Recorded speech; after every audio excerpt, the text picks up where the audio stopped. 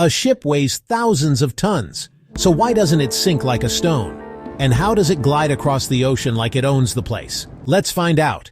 Do you remember in school that thing, Archimedes Principle? Yeah, that is guy that my of us did not pay attention. He is here to make us go around the ocean. It's all about buoyancy, the science of floating. A ship pushes water out of the way. If the water it pushes aside weighs more than the ship, boom, it floats.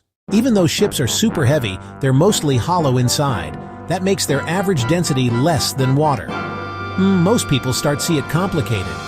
Think of it like a giant metal bowl floating in the sea. Sure, ships are super heavy, but here's the trick. They're mostly hollow inside. Yep, like a giant floating metal cereal bowl. That makes them lighter than the water they sit on. A solid steel block, straight to the bottom. But a ship? It's like, relax, I've got room to breathe. Back in the day, ships used sails, basically free Uber from the wind. The wind said, hop on, I'll take you there. Modern ships? They've got engines and giant propellers that shove water backwards. And thanks to Newton's law, water goes back, ship goes forward. It's like the ultimate moonwalk on water. That right, another concept you ignore in school came to save from sinking. Ooh yeah, I love science.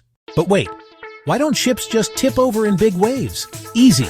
They're built wide like pancakes, heavy at the bottom, and they carry extra water in special tanks to stay balanced. It's like giving the ship training wheels. So yeah, ships are massive, but they don't sink because of buoyancy. They travel thanks to wind, engines, and physics. The next time you see a ship, remember, it's a floating science experiment. If you find it amazing and helpful, hit a subscribe button, likes and share for more amazing science facts.